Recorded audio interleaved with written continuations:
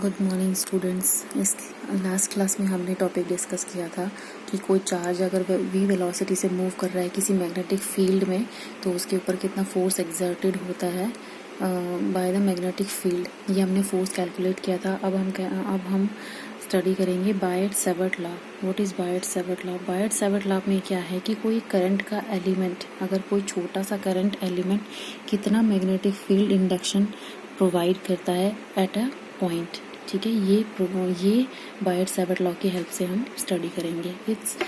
इसका जो स्टेटमेंट है वो क्या है कि Biot Savart law in an experimental law, this law tells us about the magnetic field induction at a point due to a small current element. ठीक है, this law tells us about the magnetic field induction at a point due to small current carrying element. ठीक है, जैसे हमने कोई मान लिया ये कोई करंट कैरिंग एलिमेंट है हमारा, इसमें से करंट फ्लो कर रहा है I।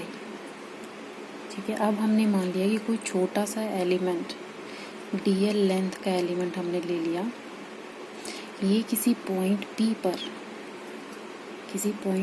पर कितना मैग्नेटिक फील्ड इंडक्शन प्रोवाइड कर रहा होगा, मतलब इस dl एलिमेंट की वजह से इस पॉइंट P पर कितना मैग्नेटिक फील्ड इंडक्शन होगा, ये बायट-सैवर्ट लॉ एक्सप्लेन करता है। ठीक है, तो ये हमने मान लिया dl लेंथ का एलिमेंट, और ये कितनी डिस्टेंस पे है, r डिस्टेंस पे। ठीक है, ये कितनी डिस्टेंस पे है, r डिस्टेंस पे, और ये इस एलिमेंट के साथ एंगल बना रहा है थीटा। ठीक है, ये एंगल क्या बना रहा है, थीटा। मान लिया कि जैसे कोई करंट कैरिंग कंडक्टर है, इसके अंदर हमारा करंट कितना फ्लो कर रहा है, I करंट फ्लो कर रहा है। ठीक है, तो इसके एक छोटे से स्मॉल एलिमेंट की वजह से, इस पॉइंट P पर कितना मैग्नेटिक फील्ड इंडक्शन होगा, ये हमें कैलकुलेट करना with the help of Biot Savart law. अब ये जो हमने एलिमेंट ले लिया है dl लेंथ का, और ये एंगल बना रहा है इस लाइन के साथ थीटा एट पॉइंट P। ठीक है, और इन दोनों के बीच की सेपरेशन कितनी है, r। तो according to Biot Savart law, the magnetic field, जो स्मॉल मैग्नेटिक फील्ड आएगा वो डायरेक्टली प्रोपोर्शनल टू I आएगा। फर्स्ट है ये। सेकेंड, इसकी कैलकुलेशन क्या है कि dB small element is directly proportional, small element of magnetic field induction is directly proportional to the length of small element. Third क्या है कि this dB is directly proportional to angle sine of angle between them. ठीक है, fourth क्या है, dB is directly inversely proportional to distance between them. ठीक है, ये हमारे पास बायट-सैवर्ट लॉ की एक्सपेरिमेंटल वैल्यूज़ हैं। ये एक एक्सपेरिमेंटल लॉ है। ठीक है, तो इसमें एक एक्सपेरिमेंट करके देखा गया है कि किसी पॉइंट पर किसी करंट कैरिंग कंडक्टर की वजह से कितना मैग्नेटिक फील्ड होगा। ठीक है, तो ये डायरेक्टली प्रोपोर्शनल है, जितना करंट फ्लो कर रहा होगा उस कंडक्टर के अंदर, जितना उस एलिमेंट की लेंथ होगी, और जो एंगल वो उस लाइन के साथ बना रहा होगा, मतलब जो इन दोनों के बीच की सेपरेशन है ना, तो ये इस करंट कैरिंग कंडक्टर के साथ कितनी एंगल बना रहे हैं उसके ऊपर भी डिपेंड करेगा। लास्टली किस पर डिपेंड करेगा, inversely proportional to the square of distance between them.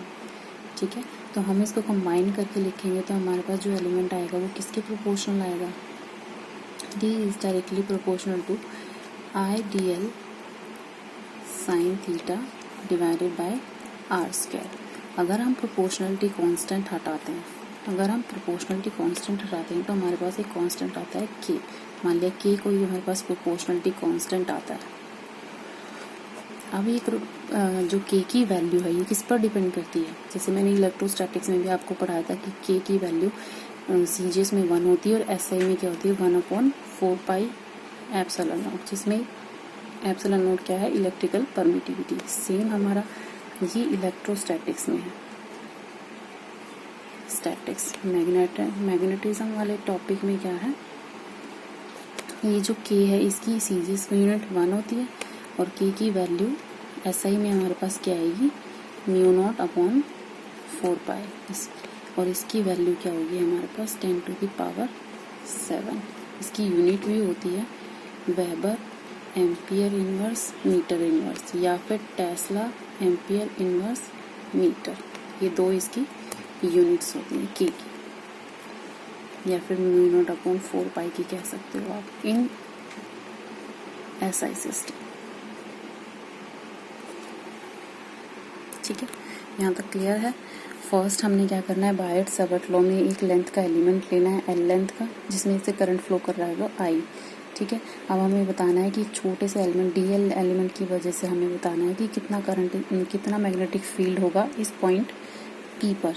ठीक है, तो ये हमारा कितना आया है, d B is directly proportional to I, d B is directly proportional to d l length, d B is directly proportional to sine theta, d B is directly proportional to 1/r²। इनको combine करके हम लिखे तो हमारे पास ये values आती हैं। इसमें के की वैल्यू हमारे पास इलेक्ट्रोस्टैटिक्स में हमने ली थी के = 1 इन सीजीएस सिस्टम, ये हमारा सीजीएस में था, और ये हमारा एसआई सिस्टम में। ठीक है, मैग्नेटिज्म में सेम हमारे पास सीजीएस में के की वैल्यू 1 होती है, और एसआई सिस्टम में के की वैल्यू हमारे पास क्या आती है, μ0/4π। उसकी यूनिट्स दे रखी है weber, ampere, metre inverse, ampere inverse, metre inverse, tesla, ampere inverse और मीटर। ठीक है, ये कैलकुलेशन कैसे करेंगे इसकी यूनिट की।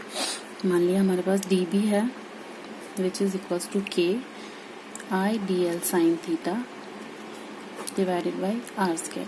अब हमें के की यूनिट कैलकुलेट करनी है, तो के को हम एज इट इज़ रहने देंगे, इसको हम क्रॉस मल्टीप्लिकेशन करेंगे, d B multiply by r² divided by I d l sine theta. ठीक है, साइन थीटा की कोई यूनिट नहीं होती, तो के की यूनिट क्या आएगी, मैग्नेटिक फील्ड की मैंने क्या बताई थी आपको,